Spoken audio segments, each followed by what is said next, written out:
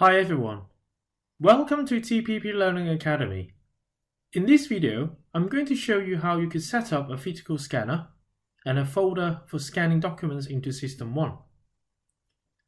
Navigate to System, PC Settings, Document Management. Click New Device, give it a name. You will then be able to select the option Scan Images directly from a scanner. And the drop-down list below will give you the option to pick an available scanner. If nothing is shown, please contact your local support. Click OK to confirm the setup.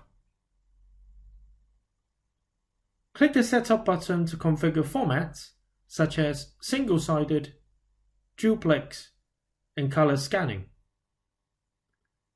This button launches the scanner software, therefore your configuration screen might vary depends on the model of your scanner.